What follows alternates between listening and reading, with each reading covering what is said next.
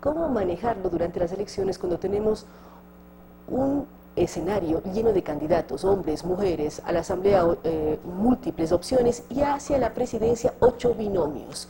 ¿Cómo reírse en épocas de crisis? En época de crisis o época de elecciones, que viene a ser igual. Buenos días.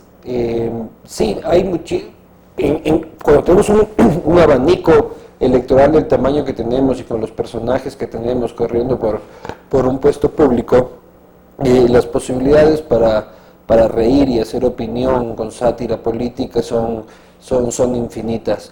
No solo utilizando lo clásico que puede ser que Tico Tico se lanza a las elecciones, de que la mujer vaca se lanza a las elecciones, que la de Ecuador tiene talento que no sé ni cómo se llama, se lanza a las elecciones, sino que la época electoral da mucho de sí. O sea, ayer se peleaba el presidente con la Mofle dentro de un proceso no electoral, o sea, todo entra en el cajón electoral, pero por el tema de la plusvalía. Así que posibilidades son infinitas, materiales, inagotable, más bien hay que elegirlo y hay mucho trabajo por hacer.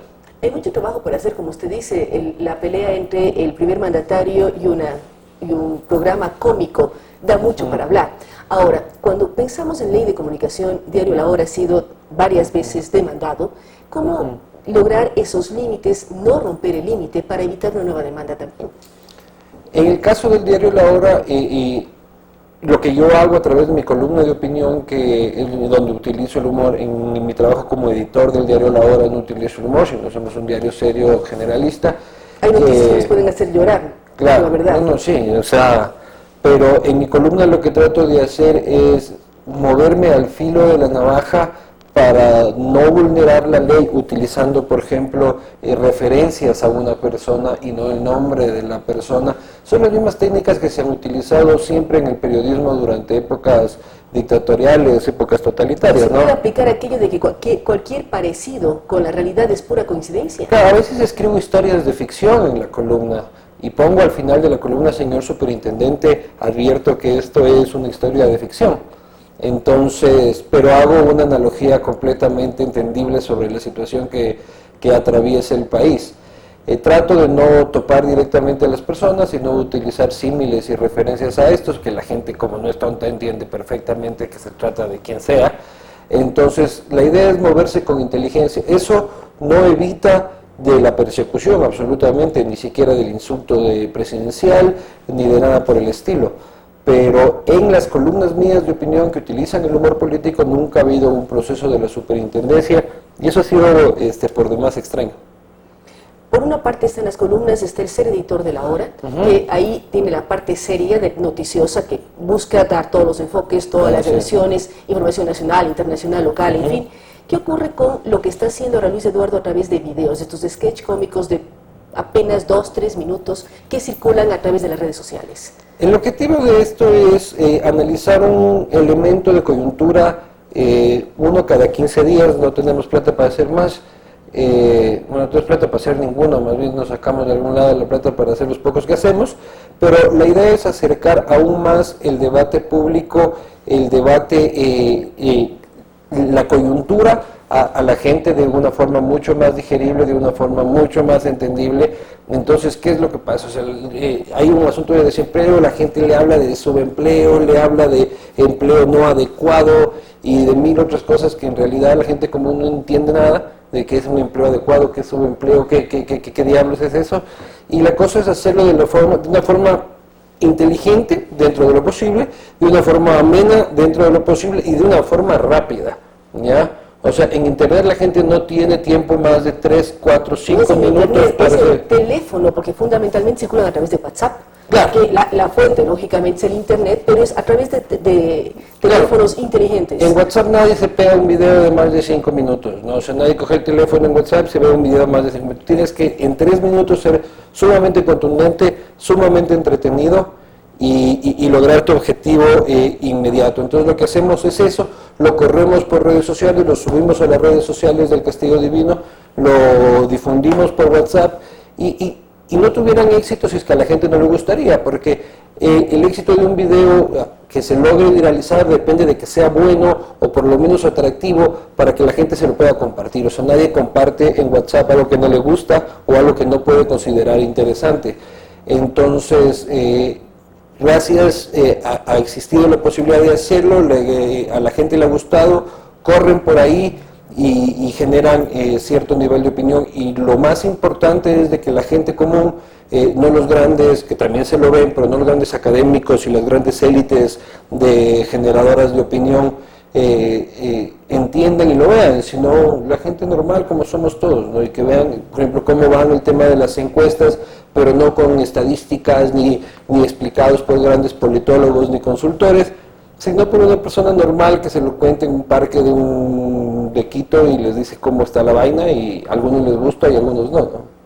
Si tuviera que hacer ahora el video, ¿a qué se dedicaría? ¿Al tema Mofle versus Poder, plusvalía o encaje bancario? A ver, como reto sería muy interesante explicar el encaje bancario, ¿no? Porque la gente no entiende de que ahora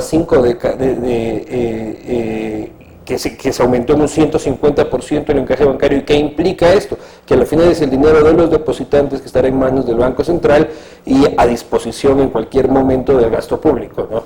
Entonces la gente escucha encaje bancario, para la gente un encaje, no sé, creo que es esas cosas que se ponen las mujeres y que entonces se llaman encaje. Se llama encaje, que está en las prendas íntimas o una serie de elementos. Ahora hay vestidos de encaje también. Claro, entonces hasta ahí nomás es donde la gente llegará con el asunto del encaje, ¿no? Entonces, que ya es bastante.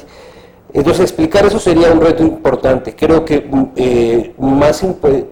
también muy importante resulta explicar el asunto de la plusvalía, porque la gente entiende y el gobierno quiere hacerlo pasar como que es una afectación solo a los grandes terratenientes, al 2% de la población, cuando en realidad afecta a cualquiera de que tenga más de $8,000 de ganancia en la venta de su inmueble. Entonces explicarle también eso sería interesante. El tema de la Mofle es un tema de la Mofle, ¿no? O sea, ya tengo suficientes broncas mías como para meterme en las broncas de los demás, y no iría por ahí. Igual entra en el asunto de la plusvalía, tal vez podría ser un elemento. Pero el tema del encaje es importante, porque el encaje es mucho más allá de un sostén. Es mucho más allá, y además cuando vemos que sube del 2 al 5, uno dice el 2 al 5 no suena mucho, pero es 150% más. 150% más, y el problema es a quién le ponemos a disposición ese dinero, que es el nuestro, que es el que nosotros depositamos, ¿no? El problema es de que una cosa fuera de que el gobierno diría, bueno, necesitamos esto para asegurar la estabilidad de los bancos y sea un gobierno al que se le crea, que sea un gobierno que no tenga una trayectoria de despilfarro, una trayectoria, y que sea un banco central que tampoco tenga la trayectoria de cuando el gobierno dice miau, tenga todo lo que necesita. Y en realidad preocupa en un contexto en el que el gobierno también tiene que pagar sobresueldos al final de este mes, en una semana, y no sé si tenga plata, y no sé si es que vaya a querer utilizar la nuestra para pagar esos sobresueldos. Eso lo advertía no este servidor, sino el Observatorio de la Política Fiscal. Entonces es algo muy importante, y el dinero de los depositantes es sagrado, ¿no? O sea, a mí no me gustaría que se me metan en un centavo mío, y creo que nadie, ¿no? ¿Cómo se siente Luis Eduardo? A partir de Castigo Divino empieza a ser visible ya con rostro, con otras formas, porque por más que en la columna de opinión de Diario La Hora va una fotografía, no es lo mismo mirarlo y encontrarse en las calles. A quien maneja Castigo Divino y además hace los videos. ¿Cómo es su posición ya como persona experta en temas de opinión y que tiene una serie de espacios cuando transita por las calles de esta ciudad?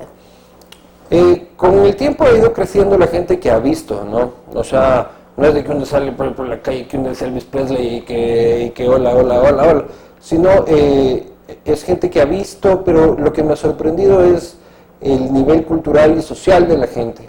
O sea, a pesar de que uno se baja una botella de vino hablando del Producto Interno Bruto y de la deuda pública, uno se topa con un taxista y te dice, hey, yo vi y me vi este del Castigo, y qué bueno estuvo este. Y el portero del edificio de mi abuelo también, me he visto este y este. Entonces, eso me ha sorprendido. En cuanto a mí personalmente, a mí no me cambia nada, porque yo sigo siendo el mismo Yamingo de toda la vida, sin ninguna diferencia. El tema es de que ya también uno se cuida ya cuando sale a la calle, pero no por el tema del castigo del gobierno, sino por esto de la Senaín, que ya todos nos dejaron medios nerviosones. Entonces, así como irse a un bar y pegarse los tragos tranquilamente y echarse y reírse y tal y cual, ya es imposible en realidad. O sea, uno tiene que ya, si uno está en la lista de la Senaín, uno tiene que farrear en la casa.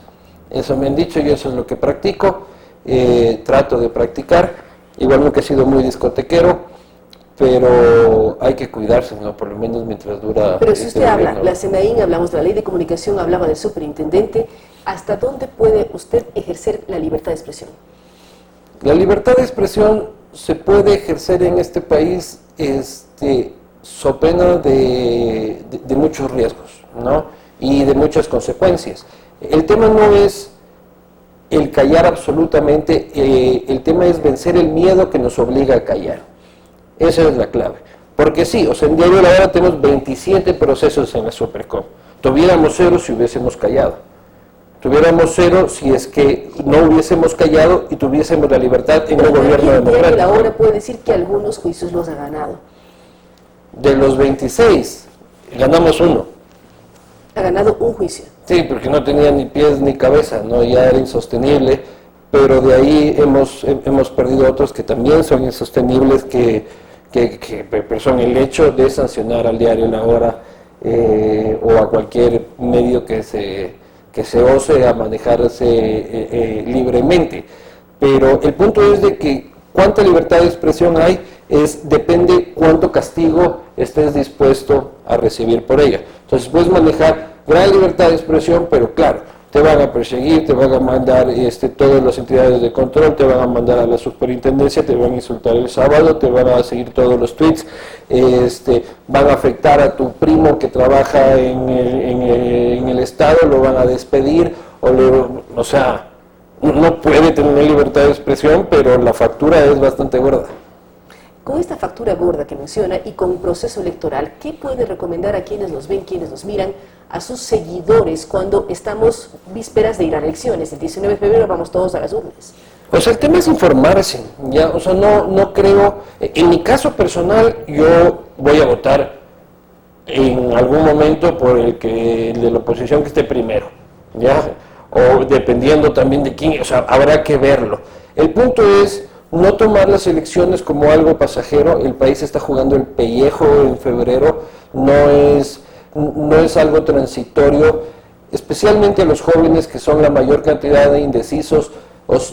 Dejen un ratito de ver The Walking Dead, dejen un ratito el PlayStation y traten de ver. Yo sé que es aburrido, traten de buscar los espacios en los que no es aburrido, entender de lo que está pasando, entender cuáles son las propuestas, entender cuál es la situación del país y cuál es el riesgo de ir a votar, lo que dijeron el sábado que hay que ir a votar, o lo que te dijo alguien que hay que ir a votar, sino ir a votar con conciencia. Creo que es el momento de una transición, si es que la hay, mucho más pensada, principalmente de los jóvenes, que creo que es momento de que se involucren, porque este proceso político se robó el discurso de los jóvenes durante muchos años y que en realidad muy poco lo representaron. O sea, pero es que usted dice se robó el proceso político, el discurso de los jóvenes, sí. Pero los jóvenes, si uno piensa que tenemos 10 años del mismo gobierno, los jóvenes desde que tienen memoria política, por decir así, se acuerdan de Correa, no se acuerdan de otro ejemplo de gobierno. Absolutamente, entonces el pasado son ellos, pero ellos siguen tratando de mantener el discurso y no veo tampoco que en los actores de oposición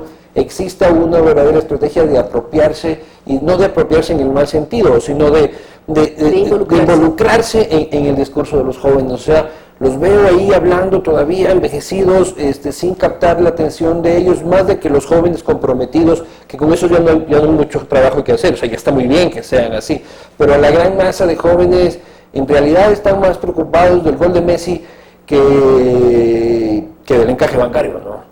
O que de la ley de plusvalías, y así siempre va a ser, pero la cosa es buscar estrategias de comunicación desde el lado de la oposición para poder llegar a esta gente, y no solo desde el lado de la oposición, sino desde los medios de comunicación y desde los que hacemos opinión, tratar de explicarles a ellos, que eso es lo que trato yo por lo menos de hacer, sin palabras rimbombantes ni nada por el estilo, pero creo que es el momento de ellos. Y como tú dices, o sea, un chico de ahora de 18 años que va a votar por primera vez, si no ha votado los 2 años anteriores que son facultativos, en realidad tenía 10 años cuando 8 ganó. años cuando ganó el presidente Correa. Claro, yo también, o sea, yo creo que estoy al borde de la juventud y mi cuerpo ya lo reclama, pero cuando empezó este caballero yo también, yo todo el periodismo en realidad que he hecho en mi vida, o sea, llevo 12 años en el periodismo, estuve 2 años antes haciendo prácticas, pero la década que llevo en la profesión me ha tocado el periodismo de crisis, ¿no? O sea, el periodismo chido porque el gobierno te nega la publicidad, porque el gobierno te persigue, el periodismo de estarte cuidando de qué dices, pero decirlo, el periodismo de que te iban a insultar el sábado, o sea, toda mi carrera ha ¿Cuántas estado... veces le ha mencionado los enlaces el presidente? A mí, creo que unas 4, que 5, que 6, pero así está bien, no convoquemos más insultos en la sabatina, pero, o sea, para mí también en mi carrera periodística todo ha sido este gobierno. Entonces yo no sé cómo es hacer periodismo con un gobierno democrático, que permita la crítica, que no te insulte, que el ministro te abra la puerta y diga, claro, aquí tiene la información que usted está buscando. O sea, yo he sido 10 años de lo que los ministros me han cerrado los portazos en la nariz, y con insulto y con luego la carta de rectificación diciendo que eres un mala fe, que tal y cual. Entonces yo veo que de aquí, por ejemplo, uno ve en los viejos, en la gente con mucho más experiencia en el periodismo, dicen, sí, esos años de Velasco, esos años de León, en que eran tan duro también hacer periodismo. Y yo, o sea, cuando yo tenga ciudad, yo ya tengo todas las papeletas ganadas, porque ya yo le sobreviví a Correa, va a ser un mérito que es muy pocos periodistas en este país se pueden ganar, y aplaudo a cada uno de ellos que en cada uno de sus espacios han logrado vencer el miedo, porque miedo hay, y hacer periodismo y llegarle a la gente a pesar del insulto. A pesar del insulto hay muchas cosas que decir. Gracias a Luis Eduardo Vivanco vamos a decir lo que él decía. Los periodistas, muy pocos pueden decir, sobreviví a Correa, así es que son una serie de elementos. Lo importante, lo que él menciona, es que los jóvenes tomen más conciencia política, piensen qué país quieren. Su frase también, nos jugamos el pellejo, la pueden repetir muchísimos, pero es mirar qué está ocurriendo en el país, qué país queremos, en qué país queremos trabajar y qué posibilidades tenemos de futuro. Él ha hablado de sus diferentes espacios, como hemos dialogado sobre el diario La Hora, lo que hace en Castigo Divino, de los temas que está subiendo a las redes, estos cortos videos, que esperamos los miren, los comenten y los analicen. Es la mejor forma de saber hacia dónde queremos ir. Gracias nuevamente a Luis Eduardo Vivanco. Vamos a una pausa y estaremos dialogando con Sebastián Flores, quien lidera una ONG denominada con poder y con micrófono y con todo aquello que tiene que ver el decirse con parlante para decir lo que necesitan los jóvenes con discapacidad visual. Con estas ideas y opiniones, regresamos con Enfoques.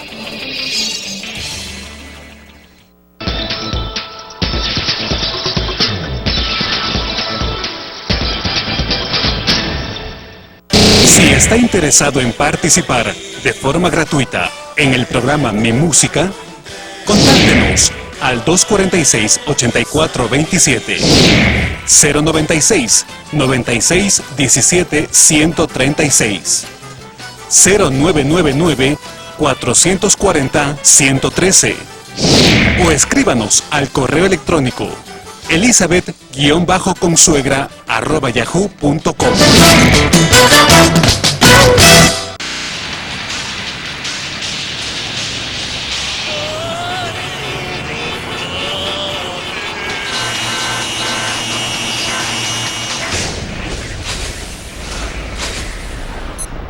Tómelo con calma.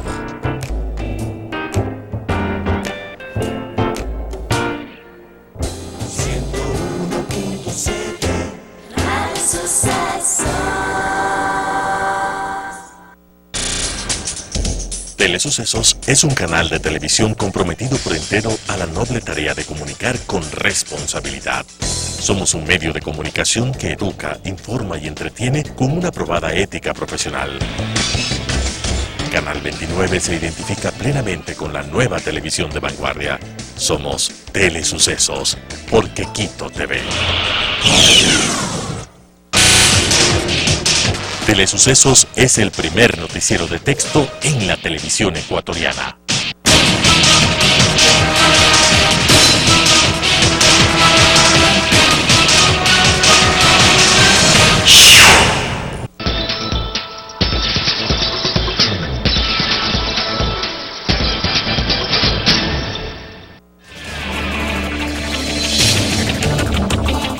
Con nuevas ideas y opiniones, estamos de vuelta con Enfoques.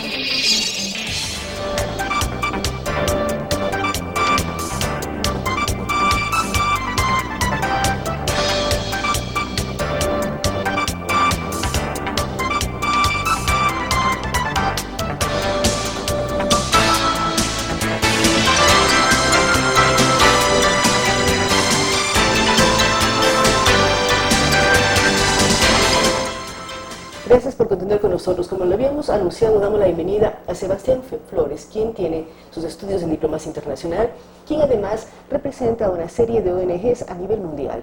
Lo que buscan es interactuar a través de las redes, de las nuevas tecnologías y dar la posibilidad a personas como él que tienen deficiencias visuales de poder interactuar, no solo en Ecuador, en el mundo. Tan es así que él acaba de regresar del Reino Unido dando una serie de conferencias en Westminster, en el Parlamento británico y en una serie de espacios. ¿Qué nos puede decir Sebastián del trabajo de Comparlante, de su trabajo, cómo lo está desarrollando en diferentes partes, no solamente de Ecuador, sino del mundo entero? Muy buenos días, estimada Claudia, y muy buenos días a todos los radioescuchas, televidentes, en fin, a la comunidad de sucesos. Sí, bien, nosotros trabajamos, cuando siempre hablo, me gusta siempre hablar de nosotros, porque al lado mío hay un gran equipo de jóvenes, profesionales, emprendedores, que están repartidos por todo el mundo, y nos unimos a través de nuestra oficina, que es el Internet, con una misma causa, con una misma misión, que es hacer de este mundo un lugar más accesible, un lugar de equidad para absolutamente todos. En ese sentido, soy el cofundador de Comparlante. Comparlante es una plataforma la cual busca brindar servicios, productos desde distintas áreas. Somos un equipo multidisciplinario proveniente de América Latina, de 7 países, para ofrecer desde estas áreas todo lo necesario, todas las herramientas para que las personas con discapacidad puedan tener un mundo de equidad de oportunidades. Soy el cofundador, esto lo trabajo con mi socia Lorena Julio, y a través de Comparlante podemos impulsar distintos proyectos, tanto sociales como tecnológicos, para conseguir este objetivo. A la par de ello, un poco combino todo este mundo del emprendimiento social con mi carrera, que es en Diplomacia y Relaciones Internacionales, representando al Ecuador, representando a movimientos e iniciativas internacionales en espacios como las Naciones Unidas o la Organización de Estados Americanos, entre otros. Usted es cofundador de esta ONG denominada Comparlante. ¿Cómo logra y qué han logrado en tema de accesibilidad de una sociedad más equitativa y justa? El principal, vamos a decir, logro es visibilizar la discapacidad, ya no en esa visión un poco ya pasada de moda, que es una falta de oportunidades, que es una carencia, que es vista desde una perspectiva tal vez un tanto triste, sino todo lo contrario, ver a la discapacidad como una oportunidad para desarrollarnos equitativamente y para poder buscar distintas visiones. Siempre en mis conferencias, cuando me presento, les comento que sí, que yo tengo discapacidad visual, que tengo baja visión, pero eso, más allá de significar el estado de mi salud visual, no quiere decir nada, porque visión tenemos mucho.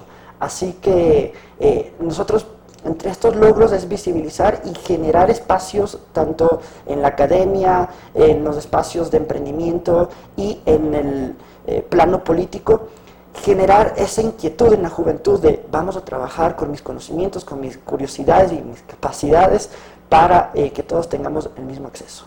El mismo acceso que apunta también a dar apoyo a todos los emprendedores. A través de las redes, usted hablaba de Naciones Unidas, habla de una serie de elementos, y si uno mira su trayectoria, ha tenido la suerte de conocer a personas como Malala Yousafzai y otros personajes jóvenes como usted, que lo que usted dice, aunque no puedan mirar con los ojos, su visión es mucho más allá. ¿Cómo lograr empatar y lograr mover a otros jóvenes para que sean parte de su organización? Nosotros ofrecemos esta plataforma, la cual es interactiva y está en constante movimiento y en constante participación en las redes sociales, que es el espacio donde los jóvenes pasamos gran parte de nuestro día a día. y les decimos, bien, si queremos estar activos en esto de mandar posts en Facebook, retuitear y tener esta actividad, generemos algo con esa capacidad creativa para poder difundir un mensaje. Que la conexión y la interconectividad sirva para algo más. Para algo más, que podamos hacer un cambio que realmente se pueda lograr. Y nosotros entonces, en ese sentido, somos una plataforma la cual cree y su bandera es la colaboración, la gestión colaborativa. Porque precisamente en eso es lo que nos hemos movido tanto mi socia Lorena Julio como yo a través de nuestras carreras en los organismos internacionales, el poder juntarnos entre jóvenes, ya sea a través de la diplomacia digital, tweet a tweet, o en los espacios físicos en las asambleas generales de los organismos internacionales para poder generar estos cambios desde nuestros entornos, con nuestras realidades, con nuestras herramientas y pues conscientes del mundo que ahora tenemos. Suena fantástico escucharle a usted hablar de diplomacia digital tweet a tweet. ¿Qué han hecho con esto? Bien, el mayor ejemplo de cuál ha sido la capacidad de la diplomacia digital tweet a tweet es precisamente la gira de la cual acabo de regresar del Reino Unido. Esta gira, #SebUK 2016, es el resultado de un trabajo de 4 años. Nosotros comenzamos como una agrupación, el nombre de esta iniciativa es Sea of Change, Mar de Cambio. Comenzamos en el 2012 en las conversaciones de las Naciones Unidas rumbo a la Agenda de Desarrollo post-2015 y nos juntamos jóvenes que estábamos preocupados por el tema de la accesibilidad en los documentos internacionales y en su aplicación en cada uno de nuestros países. Y lo hemos venido llevando esta campaña, la cual maneja tanto la plataforma Twitter como la plataforma de YouTube, donde nosotros grabamos en nuestros países cuáles son las barreras a las que se enfrenta una persona con discapacidad visual en nuestras ciudades, para poder de esta forma creativa todo llevarlo a un proyecto y a una propuesta a nuestros parlamentos. En ese sentido, hemos tenido la oportunidad de proyectar nuestra campaña en las distintas misiones de la ONU alrededor del mundo, el Parlamento británico, donde acabo de tener una reunión muy interesante con el presidente de la Comisión de Discapacidad, el Lord Chris Holmes, quien tiene discapacidad visual y quien ha apoyado este proyecto, el cual ha logrado generar cambios muy importantes en la infraestructura urbana del Reino Unido y en los demás países donde tenemos llegada. Mi gira se da como una cúspide de todo este trabajo para poder presentar en las distintas universidades espacios de interacción de jóvenes, espacios de generación de tecnología y espacios políticos, cuáles son las oportunidades de las redes sociales, cuáles son las oportunidades de lo multimedia para crear cambios importantes, tener una importante incidencia. Esta gira, la cual la realicé por distintas ciudades, Londres, Manchester, Eastbourne, Oxford, Leeds, Stoke-on-Trent y otras ciudades a las que pude llegar, la gestionamos también a través de una campaña de crowdfunding, que es levantar fondos a través de una campaña en internet. Y bueno, pues pienso que es el mayor ejemplo de cómo lo que los jóvenes nos pasamos todo el día en el Twitter tiene también un impacto en el mundo. Tiene un impacto en el mundo y tiene además las formas de lograr conseguir formar comunidades virtuales. Así es. Sebastián, ¿cómo les seguimos en Facebook? ¿Cómo les seguimos en Twitter? ¿Cómo los jóvenes pueden ser parte de estas iniciativas que usted menciona? Bien, los invito a seguirme a través de @SebastiánMFA y a Comparlante, que es este emprendimiento el cual impulsa las iniciativas que ustedes tienen, en las que ustedes pueden estar pensando, deberíamos hacer algo con mi carrera, deberíamos hacer algo con esto que me apasiona. Pues bienvenidos, porque este mundo de oportunidades, este mundo de accesibilidad, más allá de la inclusión, este mundo de equidad y accesibilidad, lo hacemos todos. Muchísimas gracias a Sebastián Flores. Él tiene apenas 27 años de edad. Como ustedes lo escuchan, ha estado en foros importantísimos, ya sea en Naciones Unidas o ahora en el Parlamento británico, demostrando que el mundo del siglo XXI es un mundo de jóvenes, de oportunidades, de diplomacia digital, de Twitter. Así es que vamos a mirar, a seguirlo, a apoyarlo, porque es la forma en que los jóvenes están irrumpiendo en el mundo y demostrando sus necesidades, sus intereses, pero que también están profundamente comprometidos con el ser de un país y un ser del mundo entero que es un mundo global. Gracias nuevamente a Sebastián Flores. Vamos a una pausa y estaremos dialogando con el economista Francisco Suet sobre petróleo en la época de la Revolución Ciudadana. Con estas ideas y opiniones, regresamos con Enfoques.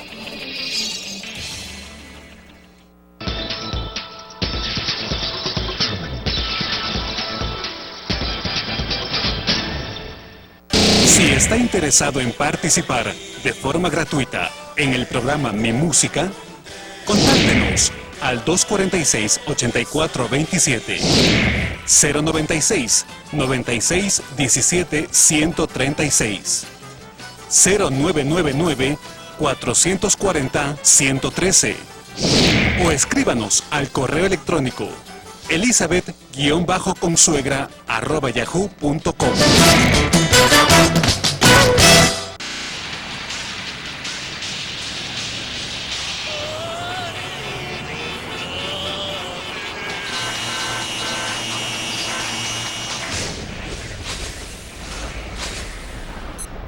Tómelo con calma.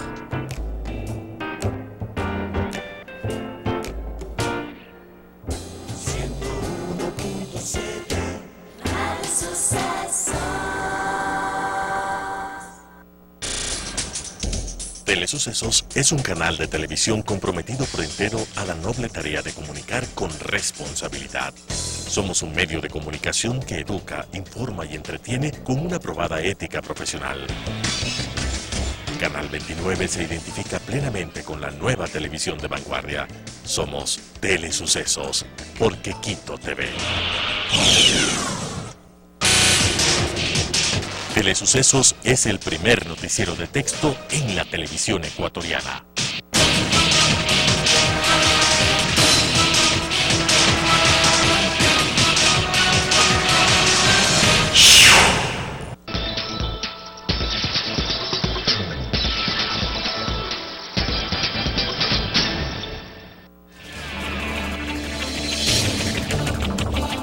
Con nuevas ideas y opiniones, estamos de vuelta con Enfoques.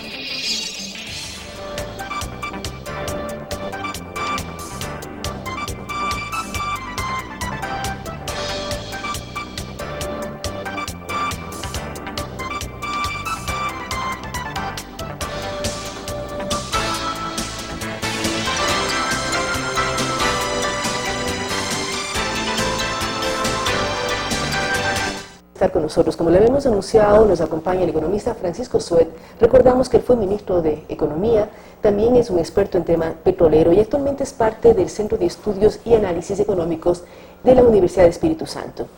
Economista Suet, hay muchos temas que se pueden analizar, pero uno de ellos y fundamental es el negocio del petróleo en épocas de la Revolución Ciudadana, tomando en cuenta que el negocio es 100% estatal. Es un recurso estratégico y el Estado decide a quién lo concesiona, cómo lo maneja y qué hace con el petróleo. ¿Qué ha pasado en estos 10 años de Revolución Ciudadana? Bueno, hay dos etapas. Buenos días, por cierto, Claudia. Buenos días a los radioescuchas. Hay dos etapas claramente marcadas. La una en la que se hacen básicamente negocios con empresas como PDVSA y ANCAP de Uruguay. Con esta idea de que los negocios tienen que ser estatales, de Estado a Estado, y que hay que eliminar a los intermediarios y que hay que irse directamente a las refinerías. Bueno, y la otra es cuando se decide que esa estrategia y las ventas ocasionales, que es la modalidad que normalmente se ha seguido, no es la forma más idónea de comercializar un producto como el petróleo, por una sencilla razón. Ecuador es un país marginal en la producción de petróleo. Marginal en economía quiere decir que esté o no esté, no cambia el precio. No cambia el precio porque producimos 500.000 y pocos barriles más al día frente a los millones que producen otras Bueno, y economías. son como 90 millones de barriles diarios. Diarios, que se sí, producen y en el apenas mundo. producimos 526.000 Sí. barriles diarios o algo así. Es algo así, ¿no? Pero, y además estamos hablando específicamente del margen que queda para la exportación. Y además vamos a reducir, de acuerdo a las últimas declaraciones del canciller Long, 26.000. en la cumbre de OPEP vamos a reducir a partir de enero 26.000 barriles. Esas payasadas que ocurren de vez en cuando. Pero bueno, volviendo a esto de acá. Estos dos periodos son de marcadas diferencias, porque en el primer periodo y para evaluar el resultado, lo medimos contra el comportamiento del precio de los crudos ecuatorianos contra el comportamiento del precio del crudo marcador, que es el WTI, ¿no? Resulta que esa diferencia es de más o menos $13 y pico, $13.84. Al momento actual, es decir, el castigo del crudo ecuatoriano es de $13 y pico. En ese entonces. Estamos hablando 10 años. Estamos hablando de los años 7, 8 y 9 hasta el mes de julio, simplemente para marcar las etapas. Ya. Luego de eso viene la etapa de los contratos. La etapa de los contratos, básicamente con China, Petrochina y Unipec, nos arroja hasta julio de este año, o sea, durante todo este periodo de agosto del año 9 hasta julio del 16. Hablamos el año 7, 8 y 9 de los 10 años del gobierno del presidente Correa. Sí. O sea, estamos Después de ahí en adelante los de ahí en otros, del adelante. 9 al 16. Del 9, o sea, estamos 2007, 2008 y 2009. Primero. Ya, Y de serían ahí- los 3 primeros años de Sí. gobierno, para no generar confusión. Así es, Ya. excepto que el año 9, solamente el periodo anterior, llamemos, el de las ventas ocasionales, el de las ventas a PDVSA, el de las ventas a ANCAP, se corta en el mes de julio. Entonces, 2009, julio. sí, porque en agosto ya se inicia el proceso con China, ¿no? No al 100%, pero se inicia. De ese entonces a esta época, ese diferencial que está bordeando los $14, un poco menos de $14, Entre el WTI y el crudo ecuatoriano. baja a menos de $4. En otras palabras, baja $10 por barril.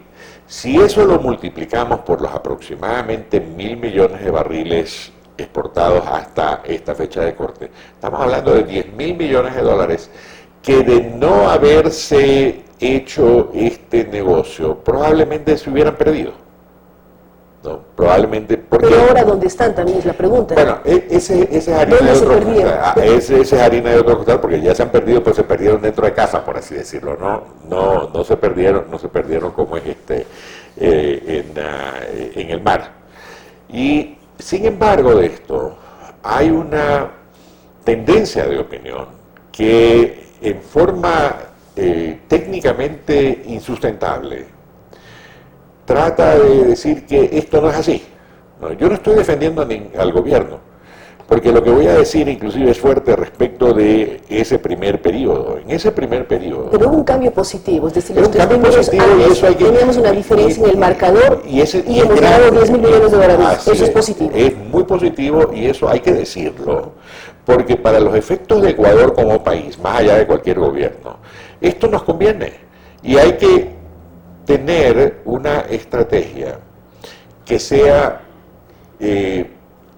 la más adecuada. Por cierto, una estrategia de largo plazo, que no es preventa, porque la preventa como vocablo lo que significa es que yo vendí todo, me quedé sin nada, ¿no? Y recibí dinero. No es así. Sí, pero ¿no? en este de preventa quisiera que nos ayude, economista, el decir cuánto prevendimos y cuánto nos quedaba para el flujo normal de venta e ingreso para el Bueno, a ver, gobierno. lo que es preventa, digamos que lo que se trata de los anticipos que se recibieron en el tiempo fueron aproximadamente 7 o 8 mil millones de dólares de 42.500 millones de dólares de ventas. Es decir, la ¿verdad? sexta parte aproximadamente se prevendió. Exactamente, eso es la sexta parte. Y en este momento el saldo no es 8.000 millones, el saldo es más o menos Digamos, 800 millones. cada día pagamos. Todos los días pagamos, y pagamos con un interés que es bastante alto, pero que nos lo buscamos cuando el año 8 hicimos las zapadas, aquí hicimos con los bonos, ¿no? O sea, por un lado ganamos en la diferencial de WTI, pero por otro lado perdimos en temas de intereses por haber negociado la deuda de determinada manera. Sí, así es, pero bueno, eso digamos en el gran orden cosmológico es un poco menor. Pero volviendo a esto... ¿Y debemos en este momento cuánto en preventa? Aproximadamente 700 millones. 700 millones. Hemos pagado ya más de 7.000 millones. Sí, claro. Sí. Se han pagado porque se han vendido 40 y pico mil millones, ¿no? Esa es la razón. Entonces, de esos 40 y pico mil ya hicieron los débitos, ¿no? Hicieron unos nuevos avances, unos nuevos anticipos petroleros, anticipos al flujo de caja, que es que fue un requerimiento del Estado ecuatoriano, entre paréntesis, ¿no? Pero de ahí los contratos han sido llevados en una forma idónea. Ha habido una contabilidad de los mismos.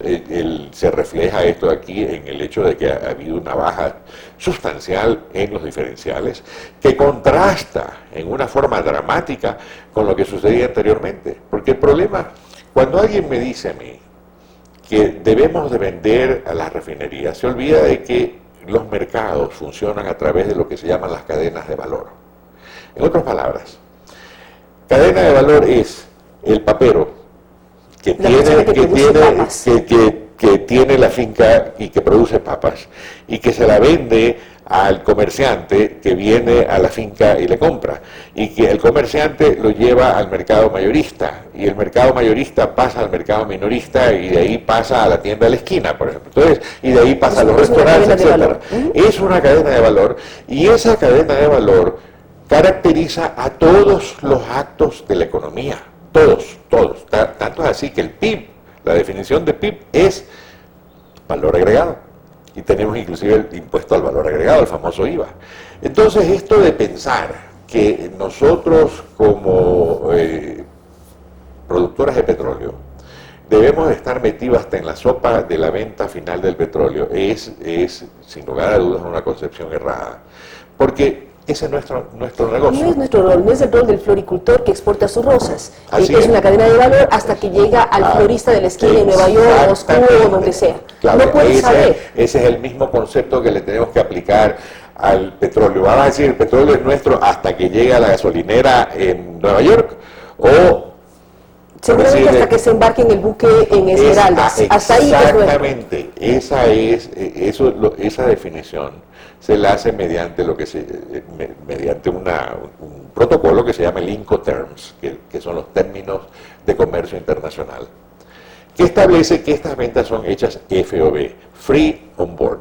Entonces, sale de la manguera de Petroecuador, pasa a la bodega del barco, en ese momento se transfiere la propiedad. En ese momento deja de ser nuestro y ya no somos responsables del tubo. Exactamente. Yo no le puedo decir al fulano, oiga, se lo vendo, pero con la condición de que usted solamente haga el negocio por... No.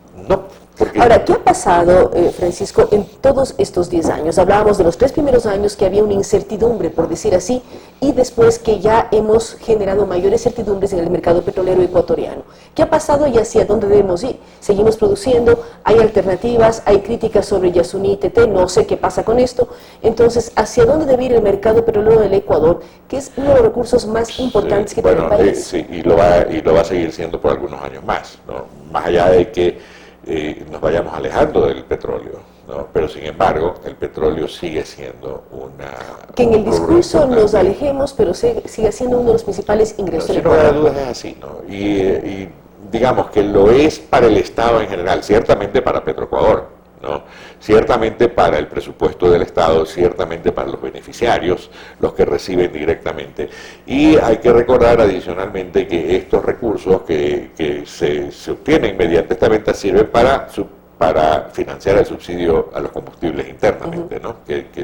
Además nos involucramos de una u otra manera todos los ecuatorianos de qué pasa con el petróleo. Sin lugar a dudas, porque mira lo que está pasando ahora.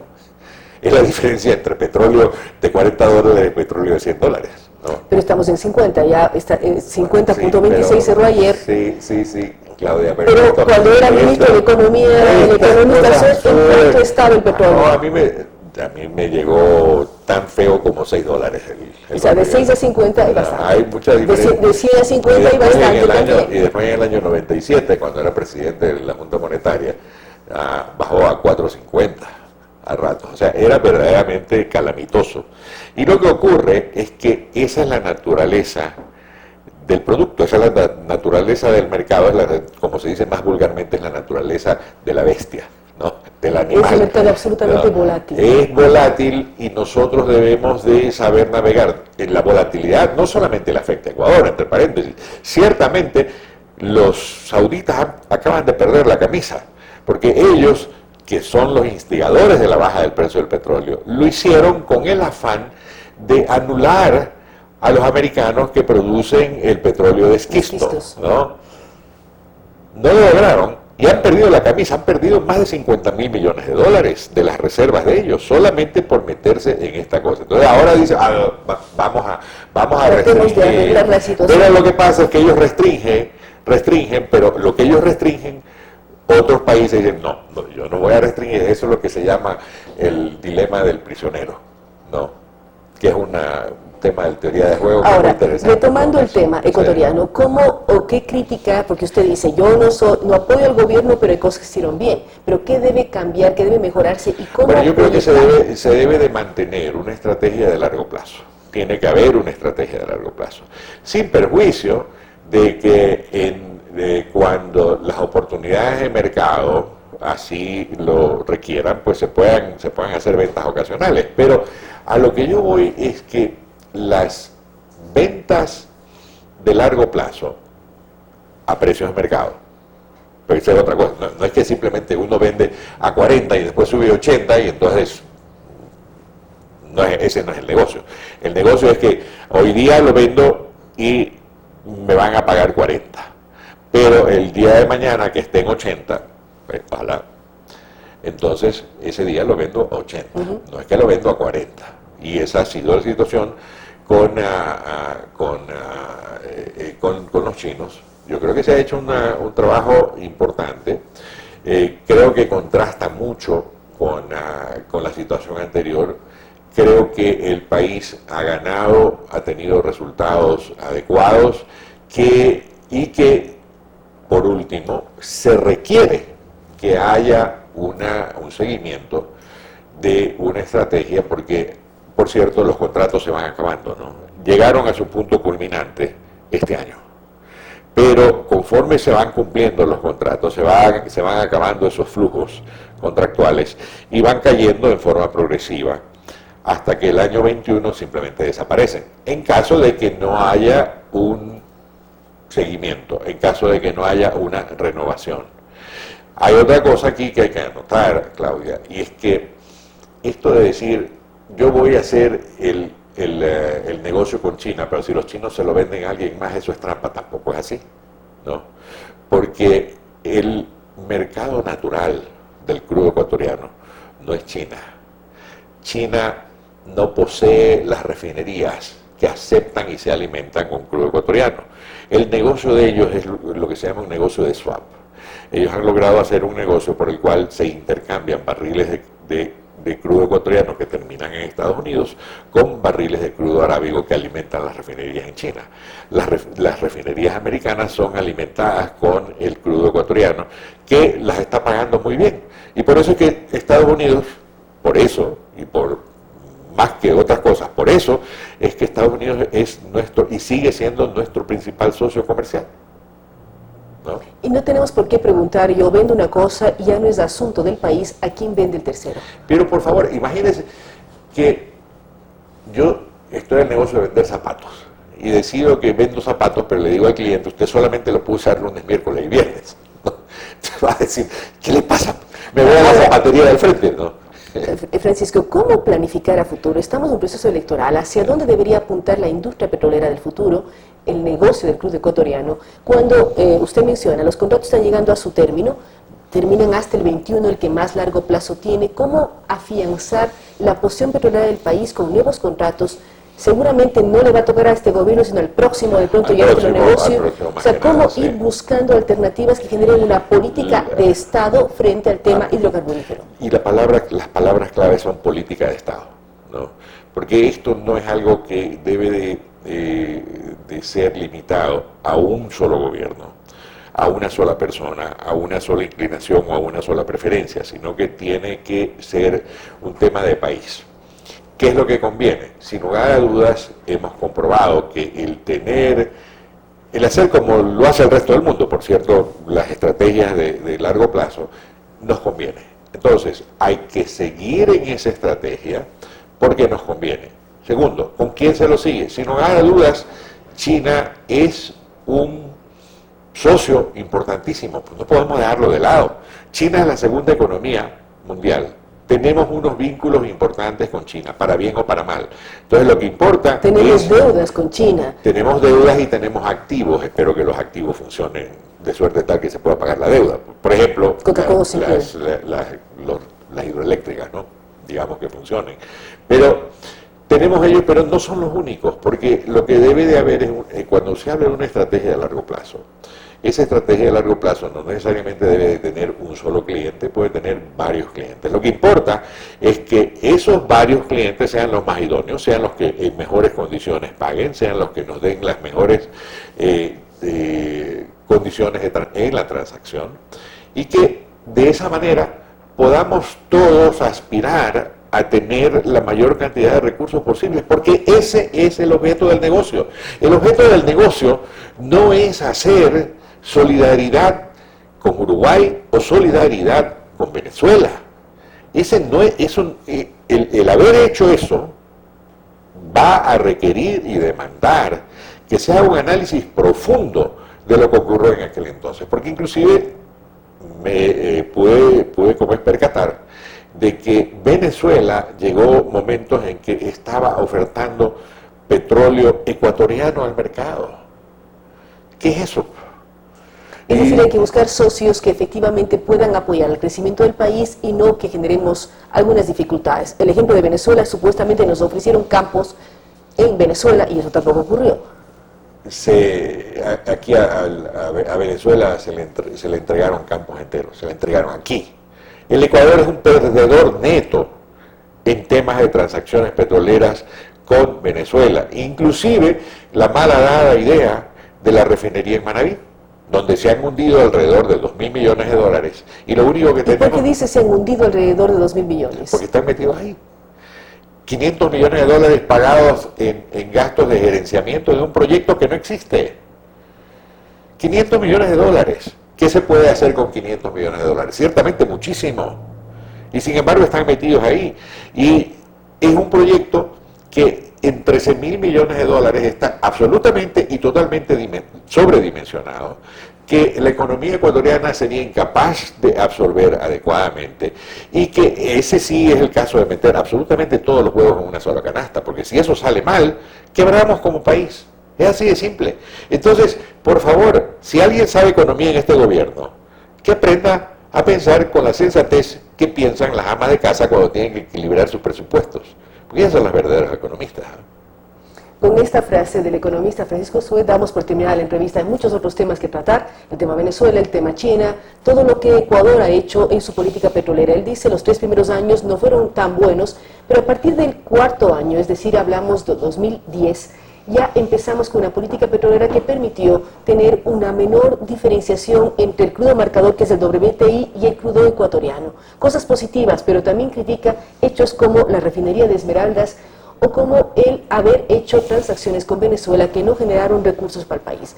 Lo importante, lo que él señala, es tener políticas de Estado a largo plazo en política petrolera que permita tener una visión de futuro, una visión de país al margen de las coyunturas o los líderes políticos que enfrenten o manejen el país. Nuevamente, gracias al economista Francisco Sued Morales. Gracias a ustedes porque nos han acompañado el día de hoy. Recordamos que este programa llega con el apoyo de varias empresas. Una de ellas que nos dice bajo de defensa, con Immunotix lo compensas. Gracias a su concentración, Immunotix potencializa tu sistema inmune con la fórmula clínicamente comprobada.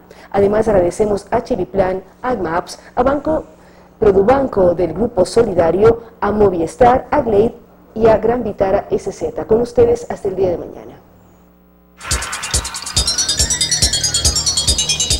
Las opiniones vertidas en este espacio por la producción y dirección del programa son de exclusiva responsabilidad de sus autores y de quienes intervienen en ellos.